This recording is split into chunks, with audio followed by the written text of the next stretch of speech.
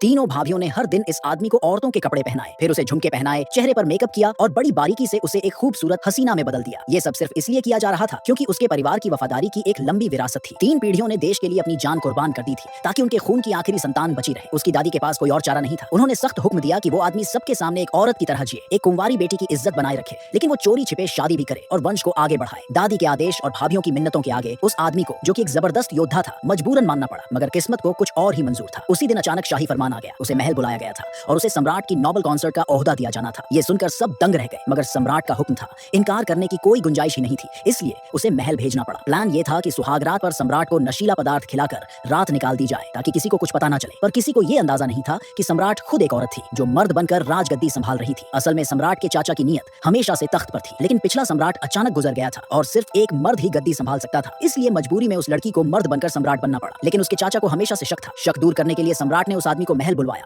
और सोचा कि उसे भी सुहागरात पर नशे में कर दिया जाए ताकि रात आसानी से कट जाए। उसने प्लान बनाया कि शराब पिलाकर माहौल हल्का कर दिया जाए। ये सुनकर आदमी के चेहरे पर अंदर ही अंदर एक शैतानी हंसी दौड़ गई। बस इतनी सी बात। वो तो युद्ध के मैदान में मशहूर था कि 1000 पैक पीकर भी वो होश में रहता था, और सम्राट वो तो नाजुक सी थी, एक कप में ही धड़ाम होने वाली। उसे पूरा यकीन था कि सम्राट कुछ ही देर में टल्ली हो जाएगी। बस रात सही सलामत गुजर जाए तो उसकी जान बच जाएगी। यही सोचकर उसने फटाफट खेल खत्म करने का सोचा। उसने सीधा एक बड़ा कटोरा उठाया और एक ही सांस में पूरी शराब गटक ली। ये देखकर सम्राट पूरी तरह से चौंक गई। लेकिन किसी ने नहीं सोचा था कि चाहे वो जितनी भी शराब पी लें, दोनों में से कोई भी बेहोश नहीं होगा। और सबसे मजेदार बात, दोनों को ये भी नहीं पता था कि सामने वाला भी डिस्गाइज में है। अंत में दोनों किसी तरह बिस्तर पर उलझे पड़े थे। सम्राट तो फिर भी थोड़ी कूल थी, मगर आदमी अंदर ही अंदर टूट चुका था। हार मानकर उसने सम्राट की तरफ देखा और कहा, प्लीज मुझे युद्ध के मैदान में भेज दो, वहां मर जाऊंगा पर ये नहीं सह सकता। ये सुनकर सम्राट ने उसके परिवार की वफादारी को ध्यान में रखते हुए उसे अपना राज बताने का फैसला किया। लेकिन पहले उसने उससे कसम ली कि वो इस बात को किसी से नहीं कहेगा। सम्राट ने बताया कि पिछले सम्राट की मौत एक हादसा थी और उसके लालची चाचा ने गद्दी हथियाने की पूरी कोशिश की थी, मगर सिर्फ एक मर्द ही सम्राट बन सकता था। इसलिए उसने बचपन से ही मर्द बनकर जीना सीख लिया था। लेकिन उसका चाचा हमेशा उसे शक की नजर से देखता था और किसी भी तरह उसकी सच्चाई उजागर करना चाहता था। इस बार उसी ने ये शादी का प्लान बनाया था ताकि दरबार के सामने सम्राट की असलियत साबित की जा सके। आदमी ने उसकी बात सुनकर राज रखने का वादा कर लिया, मगर खुद की सच्चाई बताने की हिम्मत नहीं जुटा पाया। तभी दरवाजे के बाहर से नौकर ने याद दिलाया कि रात ज्यादा हो चुकी है। दोनों बिस्तर पर लेट गए और एक नाटक शुरू कर दिया। सही वक्त देखकर उन्होंने एक रूमाल पर खून की एक बूंद टपका दी, जिससे ऐसा लगे कि शादी की रस्म पूरी हो गई। लेकिन सम्राट का चाचा इतना सीधा नहीं था। उसने पहले से ही एक चाल सोच रखी थी। बिस्तर के चारों कोनों में उसने स्पेशल हर्बल पाउच रखवा दिए थे, जिसमें ऐसा नशा था जो सिर्फ एक असली मर्द के साथ